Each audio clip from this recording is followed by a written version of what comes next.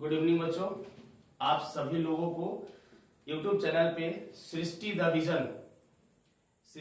Vision YouTube channel पे आपका स्वागत है। और आज हम लोग क्लास 12 का एक बहुत बढ़िया चैप्टर जिसका नाम है मानव जनन, और इसमें हम लोग मानव के बारे में पढ़ेंगे कि कोई भी मानव किस प्रकार से जनन करते हैं और वो जनन किन के द्वारा होता है और किन में होता है, राइट।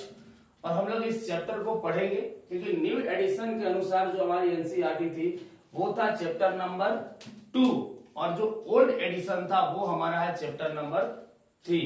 तो यहाँ पर हम लोग पढ़ने वाले हैं मानव जनन यानी कि ह्यूमन रिप्रोडक्शन, किस प्रकार से कोई भी जो उच्च श्रेणी के जीव होते हैं वो किस प्रकार से जनन करते हैं। जो निम्न श्रेणी के हैं वो तो हम देख ही लिए, चैप्टर 1 में देखे, चैप्टर 2 में देखे, उसके बाद पादप में भी देखे हमने कि पादप किस प्रकार के जनन प्रक्रियाओं को संपन्न करते हैं। कुछ पादप ऐसे भी हमने देखे जो बिना निषेचन के सीड का निर्माण करते थे, कुछ पादप ऐसे भी हमने देखे जो बिना सीड का आपका न्यू प्लांट्स के बॉर्न करते हैं। तो बहुत अजीब अजीब तरह से हमने क्वेश्चन को एनालिसिस किया, पढ़ा, समझा। लेकिन आज हम लोग खुद के बारे में पढ़ेंगे, खुद के जनरेशन के बारे में पढ़ेंगे कि हमारी जनरेशन किस प्रकार से ग्रो करती है, डेवलप करती है और हमारे अंदर किस प्रकार का जनन होता है। तो सबसे पहले आपसे एक रिक्वेस्ट है कि आप यूट्यूब चैनल पे जाइए और वहां पर सृष्टि द विजन को सर्च कीजिए और सर्च करके सबसे पहले सब्सक्राइब करें और सब्सक्राइब करने के बाद शेयर करें, लाइक करें और कमेंट करें, ताकि आपके कमेंट का इंतजार हमें बहुत रहता है, ताकि हमें ये रिस्पॉन्स मिल सके कि आप हमारे वीडियो से क्या क्या चीजें ग्रहण कर रहे हैं और आपको वीडियो कैसा लग रहा है, ताकि हम इससे भी और बेटर करने का प्रयास करें ताकि हमारे बच्चों को कभी दिक्कत ना हो। ठीक है, बहुत सारे बच्चे इससे जुड़े हुए हैं। तो हम लोग स्टार्ट करते हैं बाबू, मानव जनन। तो ये जो अध्याय हमारा है, ध्यान दीजिएगा थोड़ा सा, ये जो अध्याय हमारा है, ठीक है, ये जो अध्याय है मानव जनन, इसमें कुछ टॉपिक दिया हुआ है, ध्यान दीजिएगा थोड़ा सा। कुछ टॉपिक है, जैसे फर्स्ट टॉपिक हमारा है, इसमें फर्स्ट टॉपिक है पुरुष जनन तंत्र, यानी कि हमने पुरुष जनन तंत्र में पुरुष के जनन अंग के बारे में पढ़ेंगे कि पुरुषों में कौन सा जनन अंग होता है, उनके पूरा का पूरा सिस्टम, कि जो मेल में गैमेट फॉर्मेशन होते हैं वो गैमेट का नाम क्या है, किस प्रकार से गैमेट फॉर्मेशन करते हैं, सारा चीज टोटली। उसके बाद है स्त्री जनन, और स्त्री में किस प्रकार की प्रक्रियाएं होती है, उनके जनन तंत्र क्या होते हैं, कैसे होते हैं, उनमें कौन कौन से पार्ट्स होते हैं, उन पार्ट्स की फॉर्मेशन क्या है, सारा चीज। उसके बाद है युग्मक जनन, यानी कि हम लोग पढ़ेंगे कि किस प्रकार से मेल में गैमेट का फॉर्मेशन होता है, यानी कि युग्मक का निर्माण होता है, और किस प्रकार से मादा में आपका युग्मक का निर्माण होता है। तो दोनों चीज पढ़ेंगे।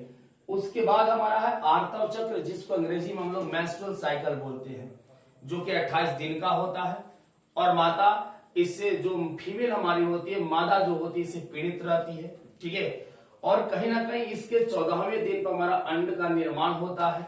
तो हम पढ़ेंगे बारीकी से कि आर्तव चक्र एक्चुअली आता क्यों है और किसके टूटने से आता है, सारा चीज टोटल डिटो। उसके बाद हमारा है निषेचन एवं अंतरोपण।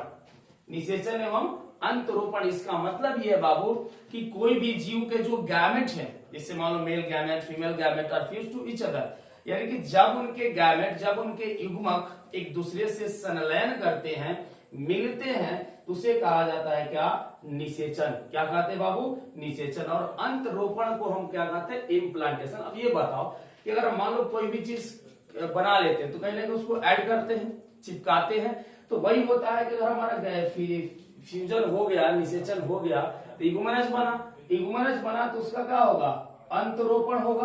अंतरोपण मतलब कि क्या कर, वो क्या होगा, हमारा यूटेरस में, यूटेरस के एंडोमेट्रियम लेयर पर इम्प्लांट हो जाएगा।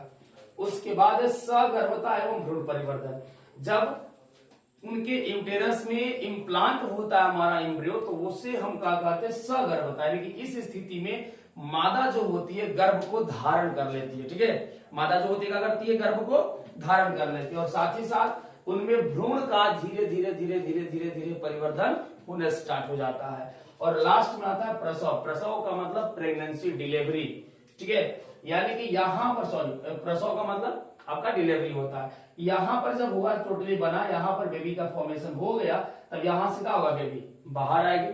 ठीक है, उसके बाद उनमें क्या होता है, दुग्ध का श्रवण होता है, लेकिन जो फीमेल होती है उनके स्तन ग्रंथि से दूध का स्राव होना स्टार्ट हो जाता है। ठीक है, ये हमारे पूरे टॉपिक है और 7 टॉपिक हम लोग पढ़ेंगे, तब जब हमारा जो चैप्टर होगा वो खत्म होगा। तो हम लोग देखते हैं लाइन बाई लाइन। बाबू कह रहा है कि जैसा कि आप जानते हैं, मानव लैंगिक रूप से जनन करने वाला और सजीव प्रजनक या जरायुज प्राणी है। तो सही बात है कि मानव जो होता है लैंगिक जनन करते हैं, और लैंगिक जनन करने के साथ साथ ये जरायुज प्रजक, जरायुज प्रजक का मतलब होता है, ध्यान दीजिएगा, इसका मतलब होता है क्या, जो बच्चे को जन्म देते हैं। ठीक है, यानी कि पृथ्वी के वैसे जीव जो बच्चे को जन्म देते हैं उसे क्या कहते हैं, जरायुज प्राणी। फिर उसके बाद लिखा है मानवों में जनन घटना के अंतर्गत युग्मों की रचना यानी कि युग्मक जनन। अब ध्यान दीजिएगा कि जब मानव, ठीक है, मानव में जनन घटना यानी कि जब मानव में जनन घटना स्टार्ट होती है तो वहां पर सबसे पहले क्या बनता है, युग्मक बनते हैं। ठीक है, क्या बनता है, युग्मक बनता है। और युग्मक बनने की प्रक्रिया, अब युग्मक में कौन कौन होगा, युग्मक में हो जाएगा आपका, पहला हो जाएगा शुक्राणु और दूसरा हो जाएगा अंडाणु। तो युग्मक बनने की प्रक्रिया को हम क्या बोलते हैं, युग्मक जनन बोलते हैं। क्या बोलते हैं बाबू, युग्मक जनन बोलते हैं। अर्थात पुरुष में शुक्राणु तथा स्त्री में अंडाणु। तो ध्यान दीजिएगा यहाँ पर, ठीक है, बहुत बढ़िया चीज दिया है बाबू। ठीक, यानी कि ये बना हमारा अंडाणु और स्त्री में, और पुरुष में जो बना हमारा, ठीक है, ध्यान दीजिएगा कहीं है, हाँ यहाँ पर है शुक्राणु। तो जो गैमेट बने हमारे मानव में, तो नर में क्या बना, शुक्राणु, और मादा में क्या बना, अंडाणु। राइट, उसके बाद कर स्त्री जनन पथ में शुक्राणुओं का स्थानांतरण, जिसको वीर्य सेचन कहा जाता है। ठीक है, यानी कि जो गैमेट्स बने, तो नर में जो शुक्राणु बना, तो शुक्राणु और आपका शुक्रिय प्लाज्मा ये मिलकर सीमेन बनाते हैं। राइट, ध्यान दीजिएगा, यानी कि हमने क्या कहा आपको, हमने कहा बाबू कि जो शुक्राणु है, ठीक है, जो शुक्राणु और प्लस का क्या हमने बोला, शुक्रिय प्लाज्मा, क्या बोला बाबू, शुक्रिय प्लाज्मा मिलकर किसका निर्माण किए, वीर्य का निर्माण किए। तो वीर्य सेचन का मतलब होता है क्या, ध्यान दीजिएगा, देखिए यहाँ पर लिखा हुआ है शब्द बड़ा बढ़िया, वीर्य सेचन। वीर्य सेचन का मतलब होता है कि जब सीमेन जनन के दौरान मादा के योनि यानी कि जनन पथ में जाता है, उस प्रक्रिया को कहा जाता है क्या बाबू, वीर्य सेचन। क्या कहते गुरु, वीर्य सेचन। बोलिए, समझ में आया। उसके बाद कह रहा है कि और पुरुष तथा स्त्री के युग्मकों का क्या होता है, संलयन होता है। फिर वहां पर जब हमारे स्पर्म जाते हैं, फिर उनके अंडाणु से क्या कहते हैं, निषेचन करते हैं, संलयन करते हैं। ठीक है, जिसके कारण किसका निर्माण होता है, जाइगोट का। ठीक है, कि जब हमारे मेल गैमेट और फीमेल गैमेट यानी कि नर युग्मक और मादा युग्मक आपस में संलयन करते हैं, तो वहां पर हमारा किसका निर्माण होता है, जाइगोट का, यानी कि युग्मनज का निर्माण होता है। ठीक है, उसके बाद सामिल, इसके बाद कोरक पुट्टी, इसके बाद कोरक पुट्टी यानी कि ब्लास्टोसिस्ट। क्या बाबू, ब्लास्टोसिस्ट। ठीक है, की रचना तथा परिवर्धन। और आपको बता दें हम एक चीज ध्यान दीजिएगा कि जब हमारा युग्मनज बनता है, ठीक है, युग्मनज जब बनता है बाबू, एक चीज ध्यान दीजिएगा हीरो, ठीक है, यानी कि अगर हम बात करते हैं युग्मनज की, तो आपको पता है कि युग्मनज जब बनता है तो यहाँ पर हमारा भ्रूण हो गया, ये वो हमारा भ्रूण, और भ्रूण में और युग्मनज के बीच में कुछ अवस्थाएं आती, कुछ स्टेज आते हैं, जैसे आपका मोरुला हो गया, ठीक है, मोरुला हो गया, ब्लास्टुला हो गया, ठीक, उसके बाद हो गया हमारा ब्लास्टोसिस्ट। ठीक है, उसके बाद क्या हो गया बाबू, ब्लास्टोसिस्ट हो गया, और लास्ट में हो गया बाबू क्या, गैस्टुला। तो कहने का मतलब कि 4 स्टेज। तो वही बात यहाँ पर हो रहा है कि जब आपका जाइगोट बन जाता है तो वहां पर कोरक पुट्टी बनता है, कि रचना तथा परिवर्धन और इसका गर्भाशय की दीवार से चिपक जाना क्या कहलाता है, अंतरोपण। अभी आपको बताया ना कि जब भ्रूण बन गया, जब आपका युग्मनज बनकर रेडी हुआ, भ्रूण बना, तो इम्प्लांट कहाँ होगा हमारा, गर्भाशय के अंदर दीवार पर, तो उसे हम क्या बोलते हैं, यानी कि चिपक जाना। ठीक है, चिपक जाना ही क्या कहलाता है, ठीक, अंतरोपण। भ्रूणीय परिवर्धन, जिसको गर्भावधि बोलते हैं, गर्भावधि का मतलब कि कितने दिन गर्भ की अवधि होती है। ठीक है, सॉरी, और शिशु के जन्म, और शिशु के जन्म यानी प्रसव, ठीक है, प्रसव है ना लास्ट में, प्रसव यानी कि यहाँ पर डिलीवरी होगा की क्रियाएं घटित होती है। आपने पढ़ा है कि ये जनन घटनाएं यौनारंभ के पश्चात, यौनारंभ मतलब जो एडल्ट होते हैं, ठीक है, यौनारंभ मतलब जो एडल्ट होते हैं उसे कहते हैं हम लोग यौनारंभ, यानी कि जब उसमें पुबर्टी स्टेज स्टार्ट होती है। जैसे आपको यानी कि जब हम लोग 10 से 12 मेल में क्या होता है, मेल में 10 से 12, सॉरी फीमेल में 10 से 12, फीमेल में 10 से 12 और मेल में 12 से 14, ये इनके मैच्योरिटी डेट है, परिपक्वन डेट है, यानी कि पुबर्टी स्टेज है बाबू, यहां से पुबर्टी स्टेज परिपक्वता का होती है, स्टार्ट होती है, ठीक है। तो वही यहाँ पर लिखा हुआ है यौनारंभ, यानी कि वहां से वो अब जनन के योग्य हो चुके हैं, गैमेट का फॉर्मेशन कर रहे हैं, गैमेट आपका एक्टिव है, गैमेट आपका डेवलप है, तो वहां से उस स्टेज को हम लोग क्या बोलते हैं, यौनारंभ। पुरुष और स्त्री के बीच महत्वपूर्ण रूप से जनन घटनाएं होती है, फिर उसके बाद पुरुष और ये स्त्री में आपकी जनन घटनाएं होती है। उदाहरण के लिए एक वृद्ध पुरुष में शुक्राणु बनना जारी रहता है, लेकिन स्त्रियों में अंडाणु की रचना 50 वर्ष की आयु तक होता है। वाह क्या लाइन लिखा है, कह रहा है यहाँ पर कि पुरुष में आपका जो गैमेट्स बनते हैं, जो स्पर्म बनते हैं, वो वृद्धावस्था तक बनते हैं। देखिए लिखा साफ साफ लाइन हमारा लिख रहा है कि एक वृद्ध पुरुष में भी शुक्राणु बनना जारी रहता है, ठीक है, यानी कि अगर मान लो कोई बूढ़ा 80 वर्ष का हो गया, 60 वर्ष का हो गया, फिर भी उसमें शुक्राणु बनेंगे। लेकिन आपको ये चीज बता दे कि उस स्थिति में अगर कोई मादा जाती है, जैसे 60 वर्ष हो गई, 50 वर्ष की हो गई, 55 वर्ष की हो गई, उस समय उस मादा में अंडाणु का बनना आपका क्या होता है, प्रारंभ नहीं रहता, यानी कि जारी नहीं रहता है, अंडाणु नहीं बन सकता है, ठीक है। लिखा है ना कि 50 वर्ष की आयु के लगभग समाप्त हो जाती है, तो अंडाणु का बनना 50 वर्ष के बाद समाप्त हो जाती है। लेकिन एक अगर वृद्ध की बात की जाए, एक 60 वर्ष उम्र के बूढ़े की बात की जाए, फिर भी उसमें स्पर्म का बनना जारी रहता है, राइट। उसके बाद ध्यान दीजिएगा, आइए हम मानव और स्त्री यानी कि मानव में स्त्री और पुरुष के जनन तंत्रों की चर्चा करते हैं। तो यहां तक था ओवरव्यू क्या आपका, किस प्रकार से जनन होता है और कौन कौन सी प्रक्रियाएं होती है, राइट। तो नेक्स्ट हम लोग देखते हैं क्या हमारा टॉपिक है, पुरुष जनन तंत्र, ठीक है, क्या बाबू, पुरुष जनन तंत्र। तो ये हमारा टॉपिक जो था पुरुष जनन तंत्र का, ठीक है, थोड़ा ध्यान दीजिएगा। चलिए लिखा है बाबू क्या इसमें कि आपका इसमें लिखा है पुरुष जनन तंत्र शरीर के श्रोणी भाग में, ध्यान दीजिएगा, किस भाग में, श्रोणी भाग में, ठीक है। यानी कि श्रोणी भाग क्या होता है, तो श्रोणी भाग ध्यान दीजिएगा, यानी कि हमारा शरीर जो होता है 5 भागों में बटा होता है। पहला भाग कौन है, सिर है, दूसरा भाग ग्रीवा है, यानी कि गर्दन भी इसको बोलते हैं बाबू, ठीक है।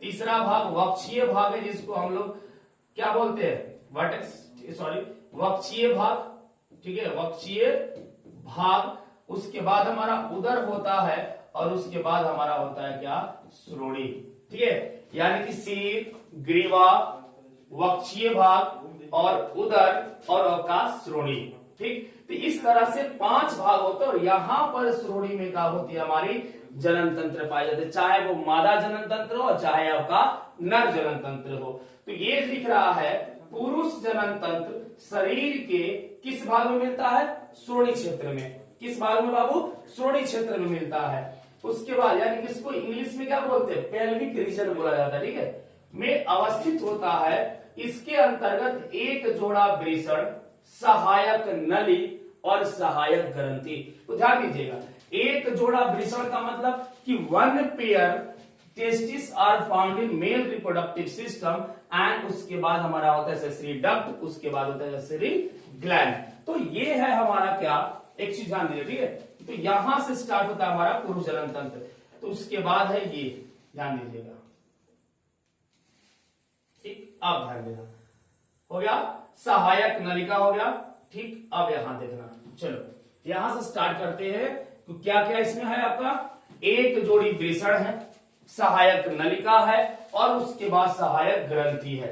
तो ये नलिका हो गया, ये हमारी ग्रंथियां हो गई और फिर उसके बाद बाह्य जननेंद्रिय, जहां पर हम बात करेंगे किसकी, पेनिस की बात करेंगे, ठीक है। तो क्या क्या है साइड में लिख देते हैं। पहला है हमारा नर जनन तंत्र टॉपिक है, ठीक है, क्या है बाबू, नर जनन तंत्र ये टॉपिक है। पहला है क्या इसमें, एक जोड़ी वृषण, क्या है, एक जोड़ी वृषण। दूसरा आपका क्या हो जाएगा, सहायक नली, क्या होगा, सहायक नली। तीसरा हो जाएगा सहायक ग्रंथि, क्या होगा, सहायक ग्रंथि। और चौथा होगा हमारा बाह्य जननेंद्रिय, क्या होगा, बाह्य जननेंद्रिय। तो ये चार चीज, ठीक है, ये चार चीज हम लोग पढ़ने वाले हैं कि किस प्रकार से एक जोड़ी वृषण होते हैं, यानी कि इतना कह सकते हैं वन पेयर में टेस्टिस पाया जाता है हमारा, ठीक है। सहायक नली हो गया, सहायक ग्रंथि हो गया और बाह्य जननेंद्रिय हो गया। यहाँ तो कोई दिक्कत, तो आप लोग बड़े अच्छे से पढ़िए और इस वीडियो को अंत तक देखिएगा ताकि आपको हर एक पॉइंट समझ में आएगा, ठीक है। तो नेक्स्ट आपका है ये क्या शामिल होते हैं, उसके बाद यानी कि चार चीज ये शामिल हो गया। उसके बाद शरीर में वृषण कहाँ पाया जाता है, तो उदर गुहा के बाहर, उदर गुहा के बाहर। लेकिन देखो एनसीईआरटी में भी बहुत चीज मेंशन नहीं किया गया, लेकिन हम आपको सिखाते क्या, ध्यान दीजिएगा। यहाँ पर बहुत चीज छोड़ा गया है एनसीईआरटी में, ठीक है। ऐसे तो एनसीईआरटी द बेस्ट बुक आपका, ऐसा बात नहीं है, समझने में कोई बात नहीं है। लेकिन हाँ कुछ आपका एडवांस नॉलेज हम देते हैं क्या, कि देखो यहाँ पर डायरेक्ट लिखा है कि शरीर में वृषण उदर गुहा के बाहर, यानी कि जो कह रहा है एब्डोमेन कैविटी जो होती है हमारी, उसके बाहर में होता है क्या, हमारा वृषण। एक थैली में स्थित होती है जिसे हम क्या बोलते हैं, वृषण कोष। ये डायरेक्ट लिख दिया है, यानी कि डायरेक्ट कहना क्या चाह रहा है कि वृषण जो होता है वृषण कोष में होता है। ये जो वृषण है और ये जो देख रहे हो क्या है, हमारा वृषण कोष। लेकिन आपको हम एक चीज बताते हैं, बहुत बढ़िया चीज बताते हैं, कि जब कोई बेबी, ध्यान दीजिएगा, यानी कि अगर कोई बेबी जन्म नहीं लेता है और गर्भ में रहता है, तो उस दौरान उसका वृषण जो होता है कहां होता है, उदर पे होता है। कहां होता है, उदर में। और जब वो बेबी बाहर आता है, डिलीवरी करके बाहर आता है, उस दौरान उसका वृषण कहां जाता है, वृषण कोष में आता है। तो आप हमसे ये प्रश्न पूछिएगा, कमेंट में जरूर पूछिएगा कि सर ये बताइए कि एब्डोमेन से यानी कि उदर से वृषण कोष तक उस वृषण को लाता कौन है। तो आपको पता होना चाहिए बाबू, कौन लाता है, एफएसएच हार्मोन लाता है। और ठीक उसका एक कैनाल भी होता है, ट्रैक्ट भी होते हैं, ध्यान दीजिएगा थोड़ा सा यहाँ पर, ठीक है। एक चीज ध्यान दीजिएगा बाबू हमारा, कि ये डायरेक्ट वृषण नहीं होता है, ये सबसे पहले होता है, देखो इसीलिए उदर गुहा लिखा है। तो सबसे पहले कहां होता है, उदर में, उसके बाद आता है वृषण कोष में। लाता कौन वहां से है, एफएसएच हार्मोन। इसका स्राव जो होता है वो हमारे पिट्यूटरी ग्लैंड से होता है, यानी कि मास्टर ग्लैंड जिसको बोलते हैं, ठीक है। तो वृषण कहां होते हैं, वृषण कोष में। वृषण कोष वृषणों के तापमान को शरीर के तापमान से 2 से 2.5 डिग्री सेंटीग्रेड कम रखने में सहायक होता है। इसीलिए वृषण हमारा जो होता है शरीर के बाहरी भाग पर पाया जाता है, ताकि वो तापमान को मेंटेन कर सके। कि आपको पता है कि शुक्राणु बनने का तापमान जो होता है 34 डिग्री सेल्सियस से 35 डिग्री सेल्सियस होता है, राइट। तो उसी के वजह से जो हमारा वृषण होता है वो शरीर के बाहरी भाग पर रिप्रेजेंट होता है। तो वही लिखा है बाबू कि वृषणों के, वृषण कोष जो होता है वृषणों के तापमान को, यानी कि किसके तापमान से, शरीर के तापमान से, ठीक है, 2 से 2.5 डिग्री सेंटीग्रेड क्या करता है, कम रखने में सहायक होता है, ठीक है। उसके बाद ध्यान दीजिएगा, जो शुक्राणु जनन के लिए आवश्यक है, वयस्कों में प्रत्येक वृषण कैसा होता है, अंडाकार होता है, जिसकी लंबाई 4 से 5 सेंटीमीटर और चौड़ाई जो होती है 2 से 3 सेंटीमीटर। तो याद रखिएगा, पूछेंगे आपके लास्ट के वीडियो में पूछेंगे आपसे, और कमेंट में आपको खुद लिखना है कि वृषण की लंबाई और वृषण की चौड़ाई, ये आप खुद लिखिएगा कमेंट में कि कितना कितना होता है, राइट। तो वृषण की लंबाई जो होती है 4 से 5 सेंटीमीटर और वृषण की चौड़ाई जो होती है 2 से 3 सेंटीमीटर। वृषण जो होता है सघन आवरण से ढका रहता है, ठीक है, जिसे हम वृषण कोष कहते हैं। सिंपल बात है, ठीक है।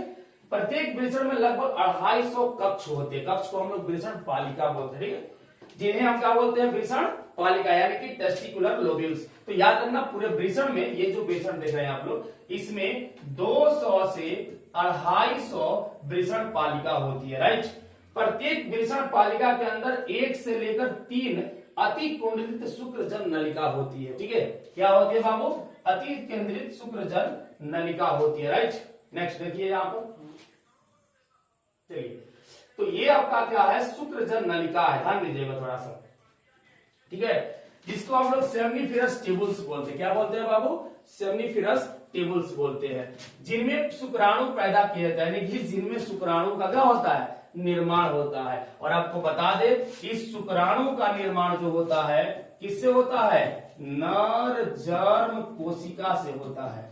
किससे? मेल जर्म सेल, यानी कि नर जर्म कोशिका से आपका शुक्राणु का निर्माण होता है। ठीक है, नर जर्म कोशिका, ये आपको मिलकर क्या बनाते हैं? शुक्राणु का निर्माण करते हैं।